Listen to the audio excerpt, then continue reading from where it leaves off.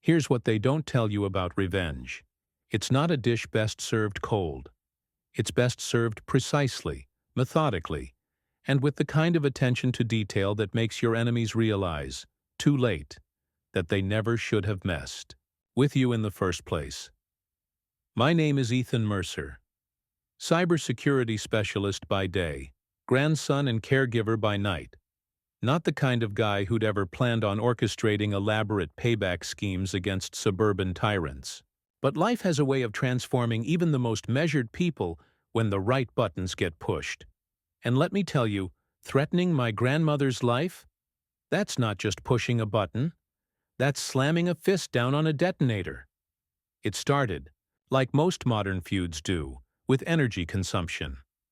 Crimson Lakes Estates was designed as a premier eco-conscious community with restrictive covenants about everything from lawn watering schedules to approved shade trees.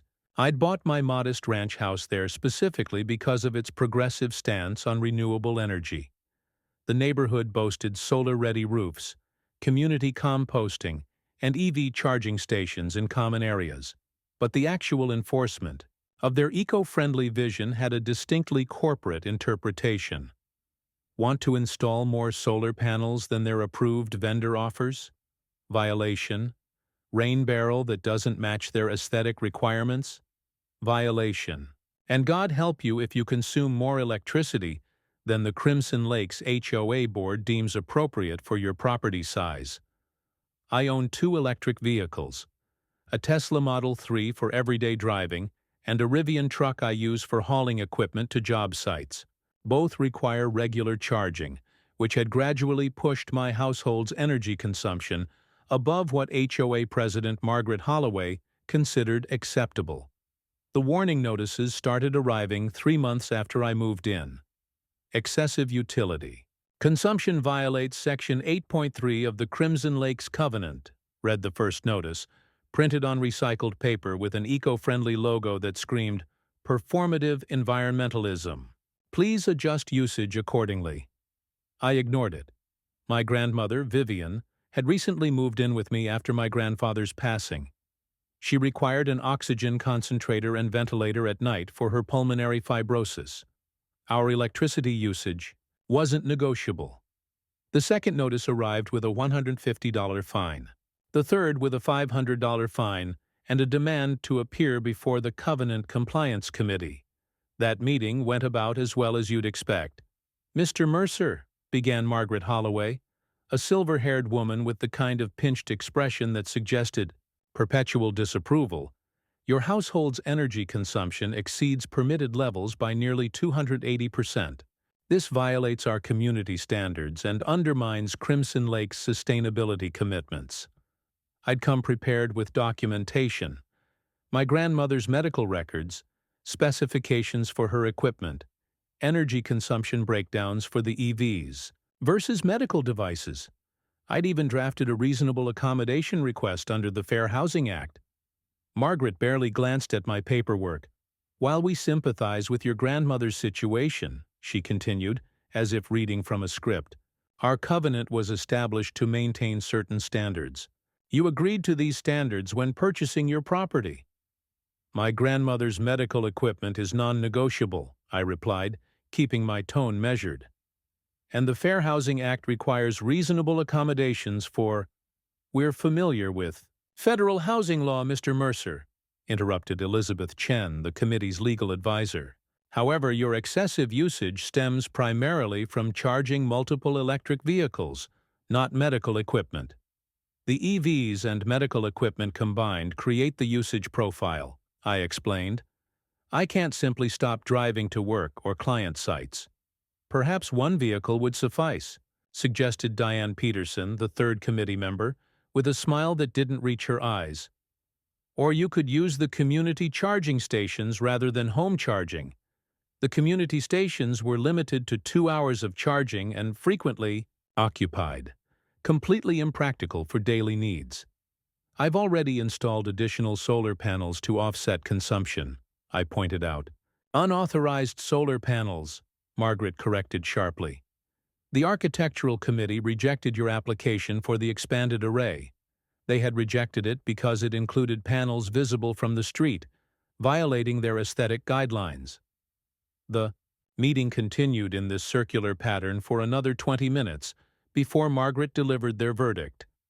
I had 30 days to remedy excessive consumption or face escalating fines and possible lien action. I left seething but determined to find a middle ground. Over the next weeks, I adjusted my charging schedule to use off-peak hours, installed a smart energy management system to optimize consumption, and even reduced my home charging in favor of workplace options when available. Our usage dropped by 23%, nowhere near enough to satisfy the HOA's arbitrary threshold, but a good faith effort. I documented everything meticulously, preparing for what I assumed would be ongoing negotiations. But Margaret Holloway wasn't interested in negotiation. She was interested in making an example. I was at a client site 40 miles away when my home security system sent an alert to my phone. Power outage detected. Not entirely unusual during summer months, but concerning given my grandmother's needs. Her equipment had battery backups good for about 8 hours, but I immediately called to check on her. No answer. I tried again. Nothing. By the third call, cold dread had settled in my stomach. I told my client I had a family emergency and headed for my car, already calculating drive times and alternate routes around midday traffic. As I pulled onto the highway, my phone rang. A neighbor, Catherine Jenkins, who occasionally checked in on my grandmother when I was working. "Ethan, there's something weird happening at your house," she said without preamble. "The power's out, but only at your place. The rest of the street is fine." "Is my grandmother okay?" I asked, already pushing the Rivian well beyond the speed limit. She seemed disoriented when I knocked. "The house is getting warm without AC. I'm with her now, but her oxygen machine is beeping something about low battery." "There's a backup system in the hall closet," I directed, mind racing. "Green case with a handle. It should connect to her main line." "Already looking for it," Catherine assured me. "But Ethan, this isn't a normal outage. There's some kind of lockbox on your electrical meter. Has the utility company been out today?" Ice replaced the dread in my veins. "No, they haven't." "Well, someone's been here. There's a notice on your door from the HOA about power restriction due to continued covenant violations." The full realization of what had happened hit me with physical force. The HOA had somehow arranged to have my power cut off, not from the grid, but specifically to my house, as enforcement for their arbitrary usage restrictions. "Catherine, call 911. Tell them we have a medical emergency. Elderly patient on ventilation with power cut off to medical equipment. Then call this number." I gave her the direct line to my attorney. "Tell him what's happened and that I need him to meet me at the house." I made it home in 37 minutes, a drive that normally took an hour. An ambulance was already in the driveway, paramedics loading my grandmother, conscious but clearly distressed, onto a stretcher. Her oxygen levels had dropped dangerously, low in the rising heat of the powerless house. As the ambulance departed, I turned my attention to the electrical meter. Catherine hadn't exaggerated. A substantial lockbox had been installed over it, preventing any access. A notice in a plastic sleeve hung from the box. "Electrical service restricted due to covenant violations. Contact HOA management for resolution options." My attorney, Michael Brennan, arrived as I was photographing the lockbox and notice. "This is egregious," he said, after I explained the situation. "Potentially criminal. Interfering with medical equipment could constitute reckless endangerment at minimum." "I want them held accountable," I replied, an unfamiliar coldness settling over me. "All of them." Michael made some calls to the utility company, who denied any involvement in the restriction, to the sheriff's department, who dispatched a deputy to take a report, and to an emergency judge for an injunction requiring immediate restoration of power. By evening, a thoroughly apologetic utility crew had removed the lockbox, which turned out to have been installed by a private contractor, not utility personnel, and restored our electricity. My grandmother remained hospitalized for observation, her oxygen levels stabilizing but the ordeal having clearly taken a toll on her fragile health. As I sat in her hospital room that night, watching her sleep with an oxygen mask covering most of her face, something fundamental shifted inside me. This wasn't just an HOA overreach or a bureaucratic mistake. This was a deliberate action that had nearly killed someone I loved, and it wouldn't go unanswered. The next morning, I met with the hospital's patient advocate and social worker to document the medical impact of the power shutoff. Then I visited the sheriff's department to follow up on their report, providing detailed timeline information and my grandmother's medical records. That afternoon, I filed a formal complaint with the Department of Housing and Urban Development, alleging Fair Housing Act violations, and another with the State Attorney General's Consumer Protection Division, all perfectly above board, by-the-book responses that any reasonable person would pursue. The kinds of actions my attorney fully endorsed. What Michael didn't know about, what no one knew about, were my other plans. You see, cybersecurity isn't just my profession, it's my passion. I understand systems, how they're built, how they're protected, and most importantly, how they can be compromised. And Crimson Lakes Estates, for all its eco-friendly pretensions, relied on remarkably vulnerable systems to manage its operations. I started small, with reconnaissance. The HOA used a management portal for everything from violation notices to maintenance requests. Their vendor, HOA Elite, employed decent but outdated security protocols.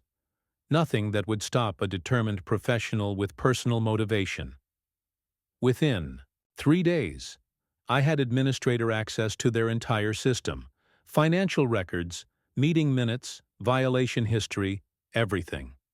What I found confirmed my suspicions. Our household wasn't the only one facing discriminatory enforcement. Families with medical needs, home businesses, or other special circumstances had all been targeted with selective enforcement, while board members' associates received waivers for similar violations. But the real prize was the email correspondence between Margaret and the other board members. Specifically, this exchange from the day before my power was cut, Margaret. The Mercer situation requires decisive action. Standard enforcement hasn't yielded compliance. Elizabeth, cutting power seems extreme. There are medical considerations. Margaret, the medical equipment has battery backup. A few hours without power will demonstrate our seriousness without causing harm. Patriot Security can install the restriction device tomorrow morning. Diane, will the utility company approve this? Margaret, they won't be consulted. The device restricts access to the meter without affecting grid connection. Technically within our enforcement authority under Section 12.8. They had knowingly endangered my grandmother while hiding behind a technical reading of their authority. And they had hired a private security company, owned by Margaret's brother-in-law, I later discovered, to carry out the dirty work. The emails transformed my approach entirely. This wasn't just negligence. It was calculated malice, hiding behind suburban bureaucracy. My methodical mind took over, developing a 3-phase response. Legal remedies, already in progress, public exposure, and what I privately termed system correction measures. This last category wouldn't appear in any legal filing but would ensure the punishment truly fit the crime. Phase 1 proceeded through proper channels. My attorney filed an emergency injunction prohibiting any further electrical interference. The utility company, horrified at the unauthorized meter tampering, installed a new smart meter with tamper-evident seals and enhanced monitoring. The sheriff's department forwarded their investigation to the district attorney for potential criminal charges. Phase 2 required careful timing. Using my access to the HOA system, I discovered something beyond petty enforcement abuses. Margaret, Elizabeth, and Diane had been accepting kickbacks from preferred vendors, particularly a developer planning a small shopping center on land adjacent to Crimson Lakes. The developer had paid $175,000 to a shell company owned by the three women in exchange for HOA approval of zoning variances and easements. This information needed public exposure, but releasing it immediately would reveal my unauthorized system access. Instead, I created an anonymous email account and sent carefully selected documents to three entities: a local investigative journalist known for coverage of municipal corruption, the county commissioner who had initially approved the development, permits, and the FBI's Public Corruption Unit. The resulting investigation would take time to develop, but the wheels were now in motion. In the meantime, I focused on Phase 3, ensuring the board members experienced firsthand the consequences of interfering with essential services. I started with Margaret, the architect of the power restriction plan. Her pride and joy was a fully electric Mercedes EQS, often prominently displayed in her driveway as evidence of her environmental commitment. Using the same HOA monitoring system that had tracked my electricity usage, I identified her typical charging pattern. Overnight, usually beginning around 9 p.m. 2 nights after my grandmother returned from the hospital, I waited until Margaret's car began its charging cycle, then remotely accessed her home automation system. Like many Crimson Lakes residents, she'd installed a smart home package that controlled everything from lighting to garage doors. The system included a high-end electrical management panel that could be configured for demand response during peak usage. With a few keystrokes, I triggered an artificial demand spike that tripped her main breaker, simultaneously disabling the automated reset function. Her power would remain off until manually restored, likely not until morning, given her documented sleep medication usage. By morning, her expensive EV would be discharged rather than charged, an inconvenience similar to what she'd tried to impose on me, though without endangering anyone's health. For Elizabeth, whose legal advice had enabled the power restriction scheme, I took a different approach. As Crimson Lakes' resident legal expert, she frequently worked from home, conducting video conferences with clients and colleagues. Her internet connection was essential to her practice. Using knowledge gained from the HOA system, I identified her service provider and equipment model. A carefully crafted packet injection during her next major client call created an intermittent connection issue. Nothing catastrophic, just frustrating signal drops every few minutes that would undermine her professional credibility. Diane, who managed the HOA's financial accounts, received perhaps the most fitting response. The same day she processed another $1,000 fine against my property, her personal bank sent her an alarming notification. Unusual activity had been detected on her accounts, requiring a 72-hour security hold on all transactions. The unusual activity was a series of small donation attempts to medical research organizations, none actually completed, but enough to trigger fraud protection algorithms. None of these actions caused lasting harm or financial damage. They were calculated inconveniences, designed to demonstrate vulnerability without crossing legal lines. Warning shots, not actual attacks, but they were just the beginning. My next move required more detailed reconnaissance. Rather than merely inconveniencing the board members, I needed to understand the full extent of their corruption and operational vulnerabilities.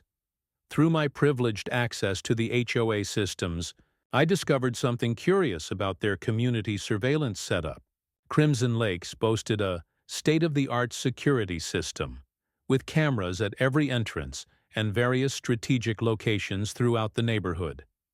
Residents had been told these cameras were monitored by a security company, with footage accessible only under specific circumstances.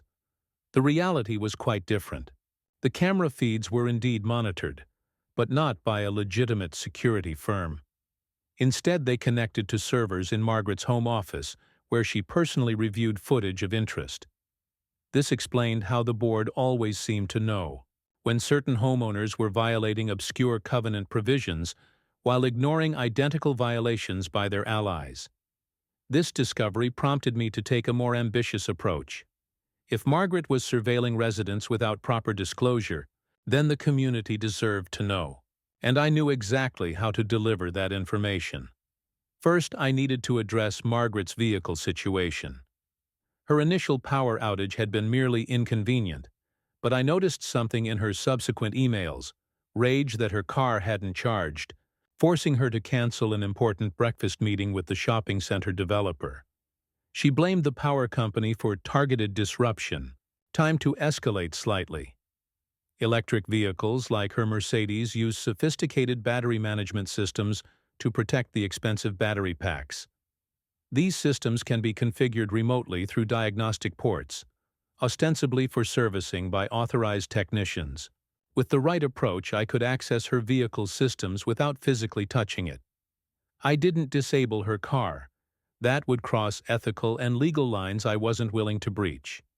Instead, I modified the charging parameters to reduce intake by 70%. Her car would still charge, but at a frustratingly slow rate that would never quite reach full capacity before she needed to use it. The vehicle would report charging errors that any service center would find mysterious and intermittent. Elizabeth's law practice presented another opportunity. As the HOA's legal advisor, she had drafted the covenant amendments that allowed for aggressive enforcement actions, including the power restriction that had endangered my grandmother. Her firm specialized in real estate and property law, representing several developers in the county, including, I discovered, the same developer paying kickbacks to the board. While examining the HOA's email server, I found exchanges between Elizabeth and this developer discussing how to structure the payments to avoid detection. She had created the shell company that received the funds, using her expertise to conceal the paper trail. Rather than directly attacking her business, I decided to let her own words do the damage. I created a simple script that would forward any emails containing specific keywords related to the kickback scheme to her firm's entire partner distribution list. The forwarded emails would appear to be sent accidentally by Elizabeth herself, a common enough mistake that it wouldn't immediately suggest outside interference. The first such accidental forward contained her detailed instructions to Margaret about how to deposit the latest payment without triggering bank reporting requirements. The response from her fellow partners was immediate and alarmed. Internal investigation notifications began flying within hours. Diane's financial machinations required a different approach. As treasurer, she maintained the HOA's accounting systems, including the automated fine processing that had been weaponized against residents who fell out of favor. These systems interfaced with property records, banking details, and payment processing services. I discovered she had programmed the system to miss recording certain payments from friendly residents while double-counting violations against targeted homeowners. This explained why some residents seemed perpetually behind on dues, despite making timely payments. Rather than alter these records, which would constitute actual fraud, I implemented a subtle modification to the reporting system. Every transaction would now generate a secondary confirmation email to all board members, creating a transparent audit trail visible to the entire board. Diane's selective accounting would become instantly visible to her colleagues without me having to directly expose her. Within days, confused emails began circulating among board members about discrepancies in the financial records. Elizabeth, already under scrutiny from her partners, began distancing herself from financial decisions. Margaret demanded explanations for transaction records that contradicted reports she'd previously received. The board was starting to implode from within, their trust in each other eroding precisely when they needed solidarity. A week after the power-cutting incident, Crimson Lakes residents received an unexpected email from the HOA management system. It contained detailed records of the board's vendor kickback scheme, complete with bank transfer confirmations and meeting minutes where they had discussed disguising the payments. The email came from Margaret's official account, though she would later claim her credentials had been compromised. That same morning, The irrigation systems in all three board members' yards malfunctioned simultaneously, running continuously for hours despite water conservation restrictions. The resulting fines, automatically generated by the same system they used to police others, were substantial. When Margaret attempted to access the HOA management portal to address these issues, she found her credentials had been revoked due to security concerns. The system had flagged unusual access patterns from her account, patterns I had carefully manufactured over several days. The community reaction was swift and merciless. An emergency homeowners meeting was called, attended by nearly every Crimson Lakes resident. The local news had picked up the kickback story, and a reporter stood in the back of the room recording as homeowners demanded explanations.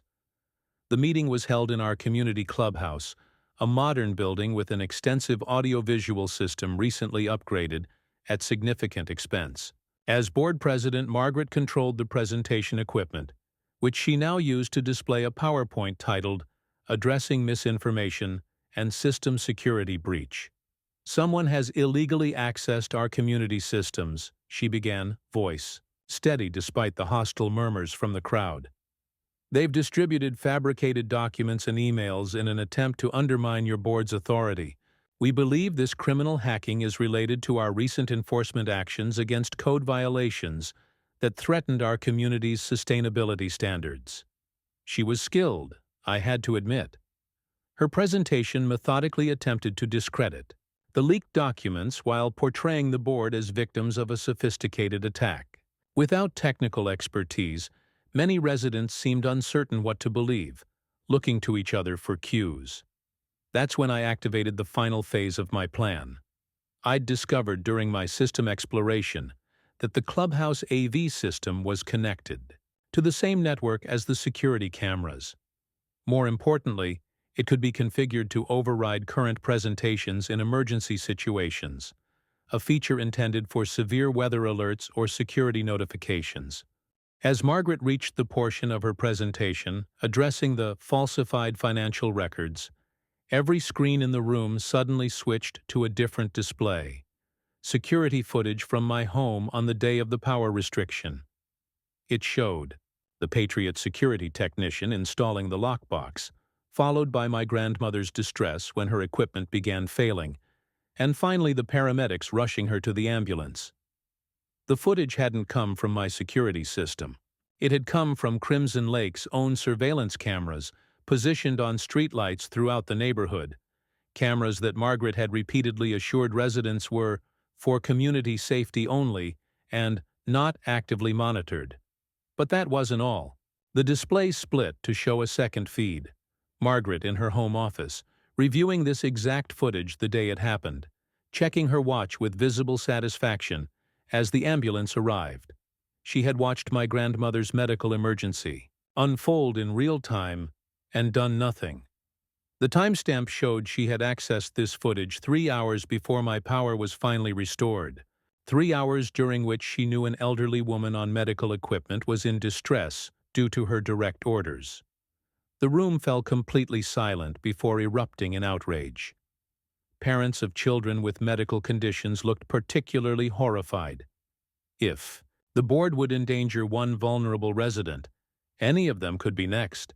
"This is doctored footage," Margaret shouted over the noise, but her voice lacked conviction. The screens changed again, now showing her email to the security company requesting installation of the lockbox, where she specifically mentioned the resident has medical equipment but backup batteries, and a few hours without power will demonstrate our seriousness. Elizabeth and Diane had edged toward the exit, clearly recognizing the impending collapse of their authority. But residents had already moved to block the doors, demanding accountability. "How many other residents have you targeted?" shouted someone. From the back, "Have you been watching our homes through the security cameras?" called another. Margaret frantically tried to shut down the AV system, but her administrator access had been revoked. Every attempt to regain control simply displayed another damning piece of evidence. Board discussions about targeting specific homeowners, emails about kickback payments, surveillance footage of them accessing residents' properties without permission. By meeting's end, all 3 board members had been removed by unanimous vote. The interim board's first action was to rescind all outstanding fines related to energy consumption and to initiate an independent audit of HOA finances and security systems. It should have felt like victory. Instead, it felt merely like the first phase of accountability. The real satisfaction came 3 weeks later, when the FBI executed search warrants at the homes of Margaret, Elizabeth, and Diane, as well as the offices of the shopping center developer. The kickback scheme, initially exposed through my anonymous tip, had led investigators to a broader pattern of corruption involving multiple development projects across the county. Margaret and her associates faced federal charges for wire fraud, honest services fraud, and conspiracy, charges carrying potential prison sentences and substantial fines. The developer lost permits worth millions and faced his own set of indictments. My grandmother improved steadily after her ordeal. The new HOA board approved my expanded solar array without question and implemented a medical needs registry to prevent similar incidents for vulnerable residents. My attorney filed a civil suit against the former board members personally, seeking damages for the medical emergency their actions had caused. As for the system correction measures I had implemented, the power outages, connection issues, bank holds, and other technological inconveniences, no one ever connected them to me. They remained private object lessons in the vulnerability of those who weaponize systems against others. 6 months after the power-cutting incident, I received a letter from Margaret's attorney proposing a settlement of my civil claims. The terms were generous: full compensation for medical expenses, substantial punitive damages, and a formal written apology acknowledging the deliberate nature of their actions. I discussed the offer with my grandmother, who had finally been able to reduce her supplemental oxygen requirements. "What do you think?" I asked her. "Should we settle?" She considered the question carefully, her expression thoughtful. "They need to understand what they did. Really understand." "I think they do now," I replied. Margaret lost her home covering legal fees. Elizabeth's law license is under review. Diane had to move in with her daughter in another state. They've all been publicly exposed and professionally ruined. Grandma nodded slowly. "Then it's enough. Not because they deserve mercy, but because carrying this anger further doesn't help us move forward." I signed the settlement agreement the next day, not out of forgiveness. I doubt I'll ever truly forgive their calculated endangerment of my grandmother's life, but out of recognition that systems, once corrected, should be allowed to function properly again. That evening, as I helped Grandma with her evening medications, she looked at me with unexpected sharpness. "You did more than just report them, didn't you? All those technological coincidences that kept happening?" I met her gaze steadily.